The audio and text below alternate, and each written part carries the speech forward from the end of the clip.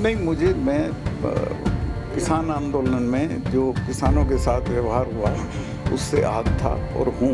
700 लोग मरे, किसी ने कोई कंडोलेंस नहीं किया। तो मैं किसानों में पैदा हुआ हूँ, चरण सिंह के साथ पॉलिटिक्स सीखा।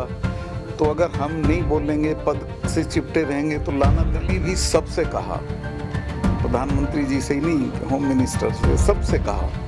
और उन्होंने बहुत बातें मानी भी, ऐसा नहीं मानी। मैं उनको कोई दोष नहीं दूंगा, उनकी अपनी मजबूरियां होंगी, लेकिन हमारी भी तो मजबूरी है। जिन वर्गों में हम पैदा हुए हैं, अगर उनके लिए नहीं है तो हम किसके लिए? मैंने राजनीतिक पार्टी की वो गलत उन्होंने दिया। मैंने ये नहीं कहा कि मैं राजनीति करूंगा, लेकिन मैंने कहा कि रिटायरमेंट के बाद मैं घूमूंगा और इश्यूज पे बोलूंगा। भले ही किसान आंदोलन को खत्म हुए करीब 4 महीने का समय बीत चुका है, लेकिन मेघालय के राज्यपाल सत्यपाल मलिक अब भी बीजेपी सरकार से नाराज चल रहे हैं। हिसार के PWD रेस्ट हाउस में पहुंचे सत्यपाल मलिक मीडिया से रूबरू हुए। इस दौरान उन्होंने पत्रकारों के सवालों का जवाब देते हुए कहा कि वो किसान आंदोलन के दौरान सरकार से आहत हुए हैं। किसान आंदोलन में 700 किसानों की जान चली गई, लेकिन सरकार ने किसी से बात नहीं की। साथ ही उन्होंने यूक्रेन से भारतीयों को वापस लाने के लिए चलाए जा रहे ऑपरेशन गंगा को लेकर भी निराशा साधा। भी कुछ नहीं सोचा, जो कुदरत करेगी वो करूंगा।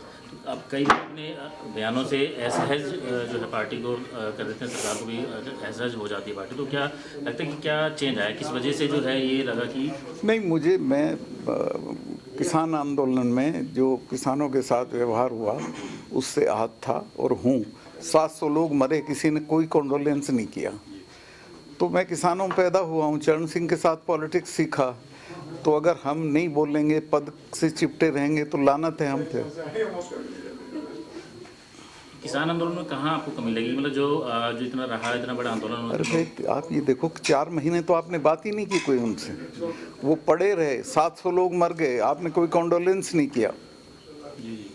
तो आपने मतलब सरकार के सामने आप बयानों से आप देते रहे कि बयान की सरकार को बातचीत करनी चाहिए, लेकिन क्या पर्सनली भी आपने पर्सनली भी सबसे कहा, प्रधानमंत्री जी से ही नहीं, होम मिनिस्टर से, सबसे कहा।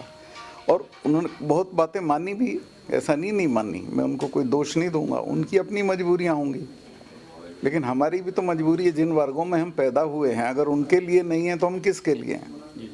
तो सर, अगर बात करते हैं 2 कार्यकाल, दूसरा कार्यकाल चल रहा है सरकार का, तो पहले कार्यकाल में और दूसरे कार्यकाल में क्या फ़र्क नज़र आया कि पहले जो था जनता में भी आक्रोश उतना नहीं था, लेकिन अब किसान आंदोलन की वजह से और क्या कारण रहेगा? आपको लगता है कि कुछ जनता के अंदर जो है सरकार के खिलाफ? मेरा उस पर कमेंट करना ठीक नहीं, वो जनता खुद सोचेगी, देखेगी।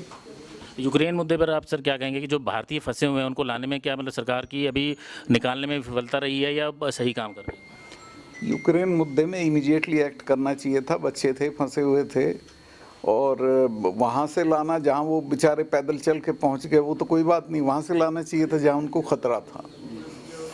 अभी आपने कल जींद में भी कहा था कि राजनीतिक पार्टी की शुरुआत करेंगे, तो उसको लेकर मैंने राजनीतिक पार्टी की वो गलत उन्होंने दिया। मैंने ये नहीं कहा कि मैं राजनीति करूँगा, लेकिन मैंने कहा कि रिटायरमेंट के बाद मैं घूमूंगा और इश्यूज पे बोलूँगा।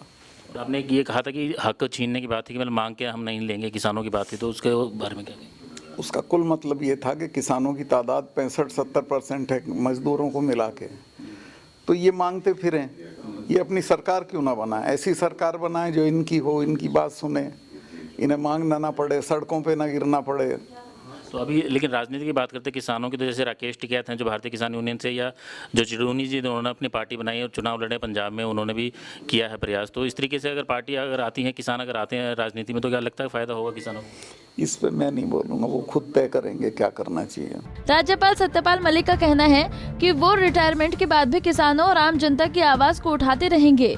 इस दौरान किसानों को नसीहत देते हुए कहा है कि किसानों को अपनी मर्जी है कि वो राजनीति में आए या नहीं, लेकिन वो चाहते हैं कि उनकी आवाज उठाने वाला जरूर राजनीतिक होना चाहिए जो किसानों की आवाज को उठा सके। उन्होंने चौधरी चरण सिंह के साथ काम किया है, वो आगे भी अपने तबके की आवाज को उठाते रहेंगे। बता दें कि राज्यपाल मलिक को अपने किसी कार्यक्रम के तहत पंजाब जाते वक्त हिसार के PWD रेस्ट हाउस में रुके थे। यहाँ पहुँचने पर उन्हें गार्ड ऑफ ऑनर दिया गया। भाजपा नेत्री गायत्री देवी व मुकेश बंसल ने उनका बुके देकर स्वागत किया। हिसार से विनोद सैनी, पंजाब केसरी टीवी। हमसे जुड़े रहने के लिए हमारे YouTube चैनल को सब्सक्राइब करें और नई वीडियो की नोटिफिकेशन के लिए बेल आइकॉन को दबाएं। अगर आप ये वीडियो Facebook पर देख रहे हैं तो लाइक जरूर करें और ज्यादा से ज्यादा शेयर करें। धन्यवाद।